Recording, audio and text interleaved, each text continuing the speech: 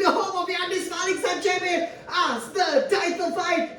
You can hear it in the background, is heating up, isn't it? We are into the final 1/6 of the 2024-2024 FIA Formula 1 World Championship, the final 4 races. And we will start at the Interlagos circuit in Brazil. Obviously, you know, in the dancing fashion of the samba, as you can hear in this great, wonderful tune. So we will show you how to master one of the classics on the Formula 1 calendar. How to put it on pole position, which I'm sure Ferrari can, of course, right?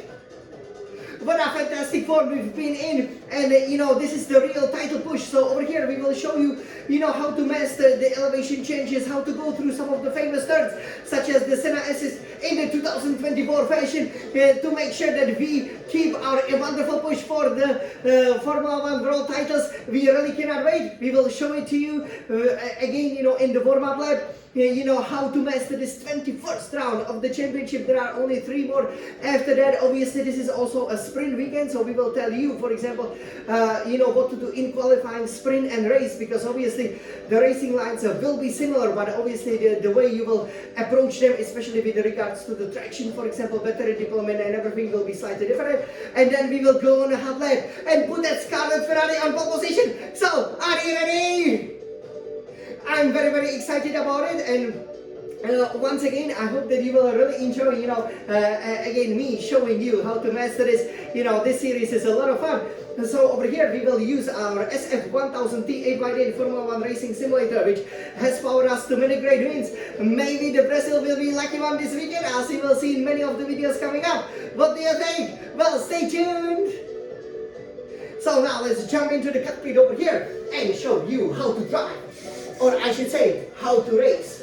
Okay, so over here, we will of course take our Scarlet Ferrari and we will go to track 21 on the calendar. So you can see that we finished lots of wonderful races, and of course after Mexico and Texas, North Central America, we are going to go here to Brazil to master it. As you can see, the Senna S is obviously named after the most famous driver to come out of Brazil. Again, you know, Interlagos also means that this circuit is placed in between the 2 lakes, right? You know, Inter in between and Lagos lakes.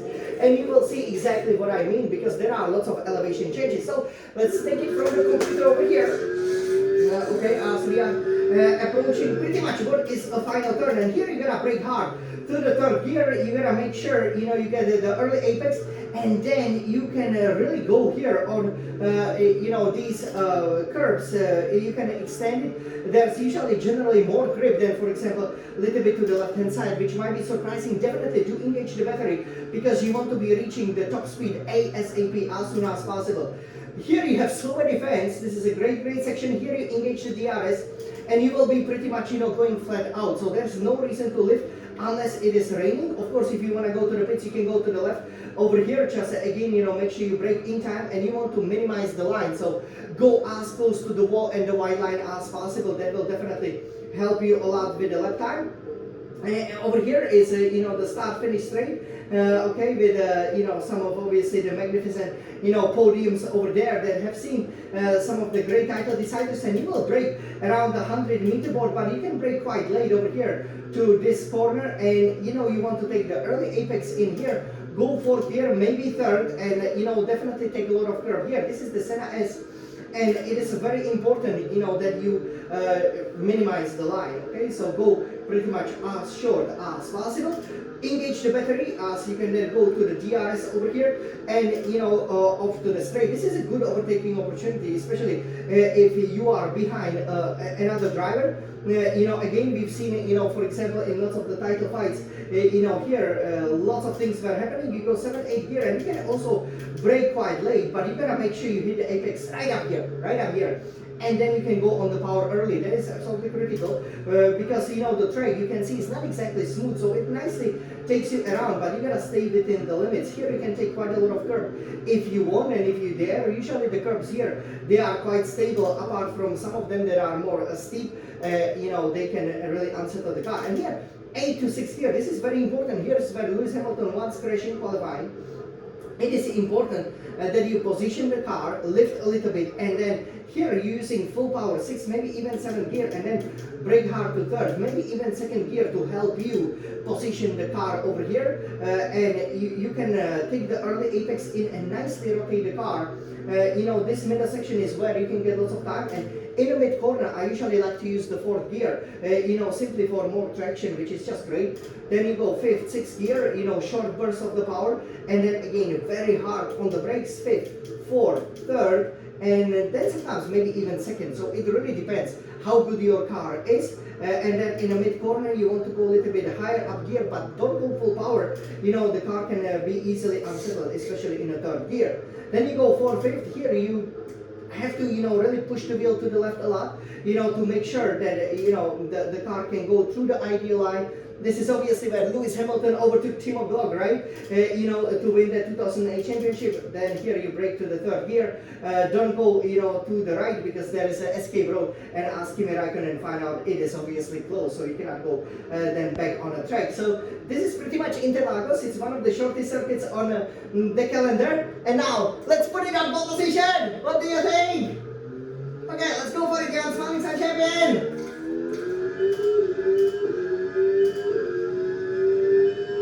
So all the fans are roaring you on, and look, you minimize the run, and you go for it, Jan. Nicely through the gears. Go through the apex and go. Be careful with the turn. Here we are on the back straight.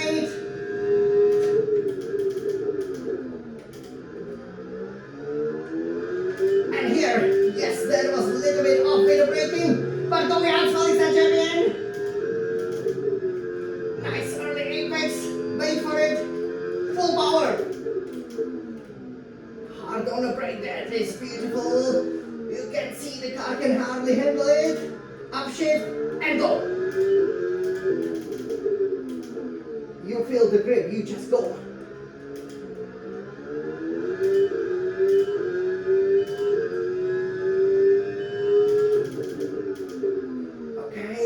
Inertia will take you up. And go.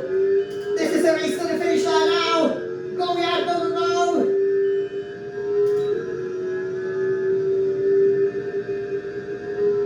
Let's go, let's go.